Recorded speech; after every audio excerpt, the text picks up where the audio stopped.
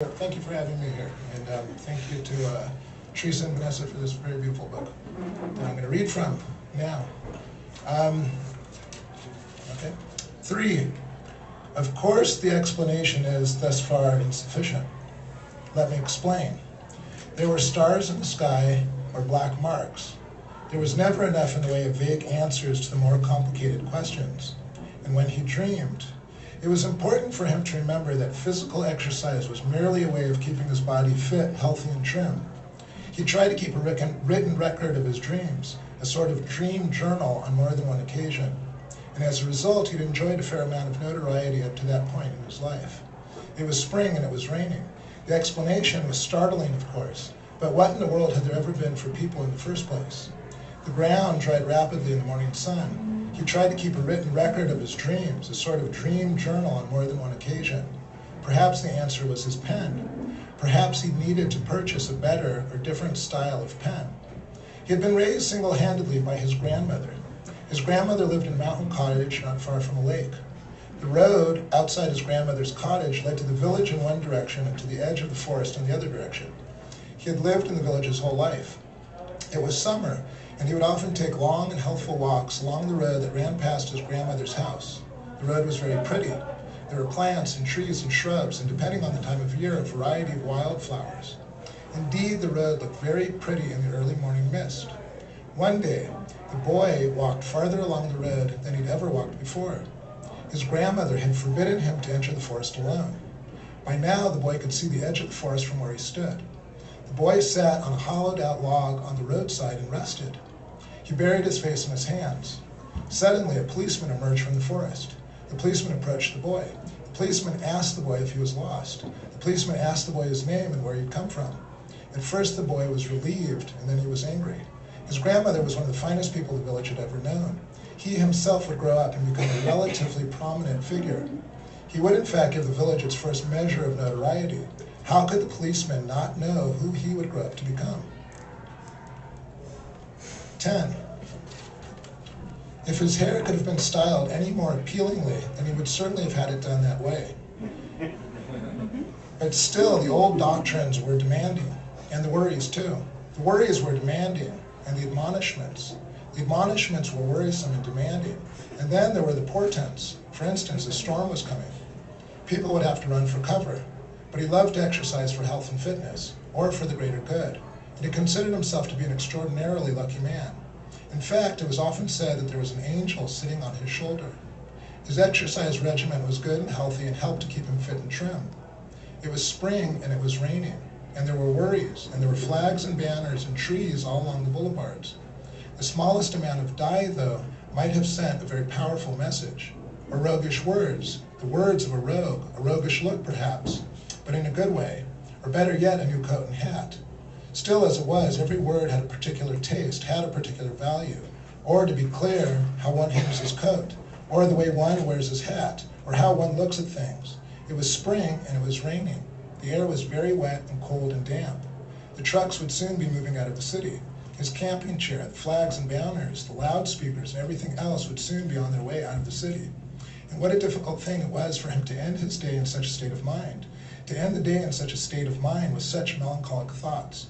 He had always been meant for good things. The spring rain smelled fine, and he was having his hair cut, dyed, and styled. It was, in fact, a brand new day, and they'd approached him with questions about the weather. It was also good and clear, the water, the rain in the back of the car, or in his office, or at a meeting. But those were the types of things that happened to good people once in a while. The air felt especially clean that morning. He woke up feeling wonderful.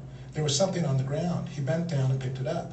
He had been raised single-handedly by his grandmother. He had been raised by his grandmother in a beautiful house near a road that led to a mountain village in one direction and to the edge of the forest in the other direction.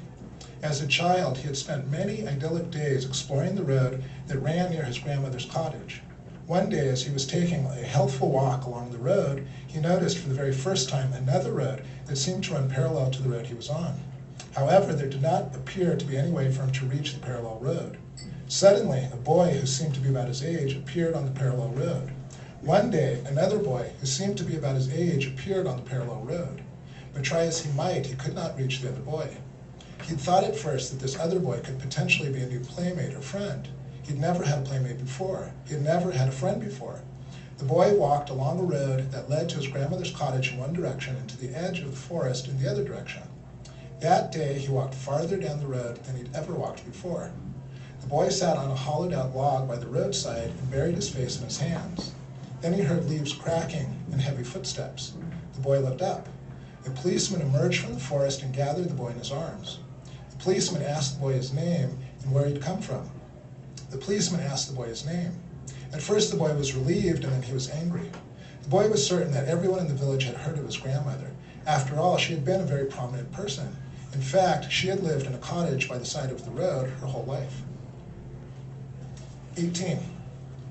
There was a break in the weather. It was subtle and easy to miss.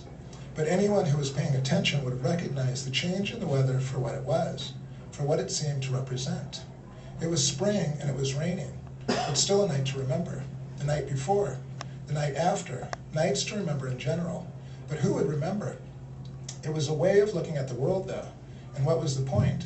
He sat in the car for a moment and then he started the engine.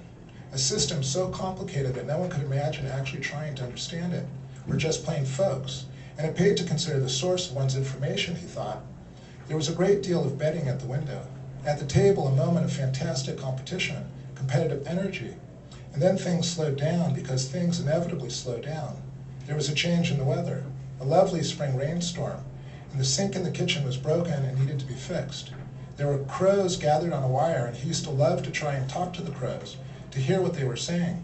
It was spring and it was raining, a lovely and gentle sort of rain, a reminder of what was. His hat was in his hands. He was raised single-handedly by his grandmother. His grandmother owned a beautiful house just outside an economically significant village.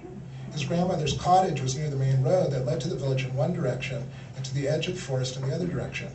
He would spend his summer days exploring the road and remembering the stories his grandmother told him. His favorite was the story of the hunter. The hunter's family lived in a beautiful house with an unusually large front window. The hunter was thought dead, but he wasn't dead, and he eventually returned home. And when the hunter returned home, he entered the family's house through the great front window. The hunter entered the house through the enormous front window with one giant step. One day, the boy was taking a healthful and restorative walk along the road when he suddenly noticed another road that appeared to run parallel to the road he was on. How it surprised the boy to see the parallel road. The boy followed the parallel road, but he could not find a place to cross over. His grandmother had forbidden him to enter the forest alone. He sat on a rock on the roadside and buried his face in his hands. Suddenly, a policeman emerged from the forest and approached the boy. A policeman suddenly emerged from the forest.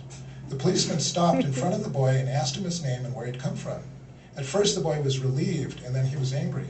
The boy was angry when he realized that the policeman didn't know who he was. Soon the boy would grow up and become a relatively prominent figure.